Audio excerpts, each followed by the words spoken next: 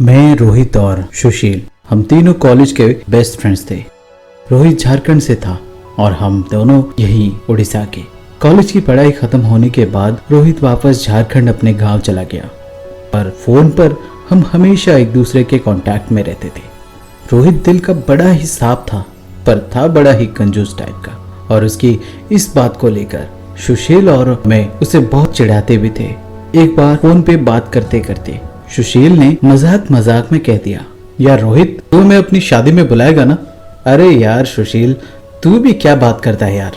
ये रोहित अपनी चाय पर मक्खी भी गिर जाए ना तो उसे भी चूस लेता है। तुझे लगता है ये हमें इनवाइट करेगा? मुझे तो लगता है दावत का पूरा खाना ये अकेले ही खा लेगा, पर किसी को बुलाएगा नहीं। उस दिन ये हमारी आखिरी बातचीत थी, क्योंकि उस दिन के बाद रोहित ने कभी भी फोन नहीं किया।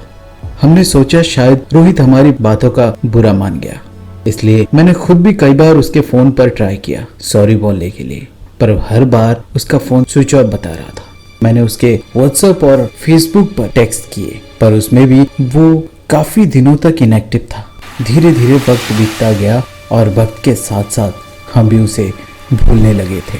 फिर एक दिन अचानक उसका फोन आया। हर बार की तरह हम दोनों कॉन्फ्रेंसिंग कॉल पर थे। उस दिन रोहित बहुत खुश था। बातों बातों में उसने बताया कि उसने उसी गांव की किसी लड़की को भगाकर शादी कर ली थी। माफ करना यार, ये सब इतनी जल्दी हो गया कि बताने तक का वक्त नहीं मिला। और हाँ, परसों दावत है, कुछ भी हो जाए तुम दोनों को परसों तक यहाँ पहुँचना ही होगा। अब हम तीनों की दोस्ती ऐसी थी, हम मना भी नहीं कर सकते थे। इसलिए अगले ही दिन मैं और सुशील झारखंड के लिए रवाना हो गए। 18 घंटे का सफर तय करने के बाद हम लोग झारखंड पहुंचे। वहां स्टेशन पर रोहित खुद आया हुआ था हमें लेने। उसने हम दोनों को देखते ही गले लगा लिया और फिर रोहित हमें अपने साथ ले गया। हमारे रहने के लिए उसने अपने घर में सारा इंतजाम किया हुआ था। सजावट भी काफी अच्छी तरह से की गई थी उस घर की। लेकिन वहां का माहौल बड़ा ही अजीब था। अजीब इसलिए क्योंकि उस घर में हम तीनों को छोड़कर कोई और दिखाई नहीं दे रहा था। और फिर जिस घर में शादी का माहौल हो पर वहाँ कोई चहल पहल ना हो, वहाँ अजीब लगना तो लाजमी है। आखिर मैंने रोहित से इस बारे में पूछ ही लिया और जवाब में उसने कहा, वो क्या है ना, हमारी इस तरह शादी से कोई खुश नहीं है, इसलिए कोई आया ही नहीं। ये बोलकर रोहित थोड़ा दुखी सा हो गया और हमें भी ये सुनकर बहुत बुरा लगा। पता नहीं लोग ऐसा क्यों करते हैं। अरे छोड़ ना यार वो सब, भाभी से तो मिलवा। 2 दिनों तक हम वहां रुके और मौज मस्ती में ये 2 दिन कैसे बीत गया पता भी नहीं चला। अब बारी वहां से लौटने की थी।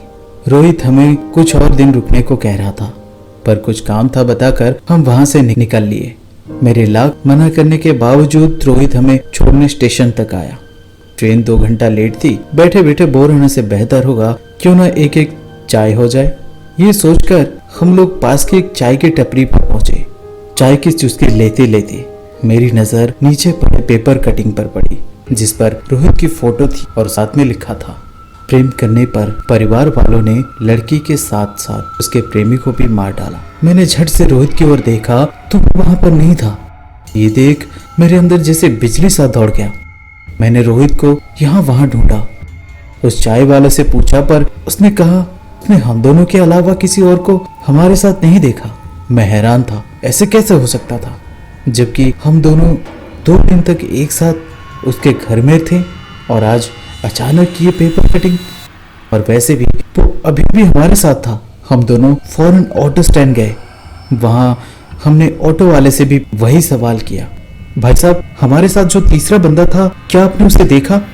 वो हैरानी से हमारी ओर देखकर बोला, तीसरा बंदा? मेरे ऑटो में तो आप दोनों ही आए थे। ये सुनकर हम दोनों काफी घबरा गए। आखिर ऐसे कैसे हो सकता था? आए तो हम तीनों साथ में ही थे, तो फिर ये ऑटो वाला मना कैसे कर रहा है?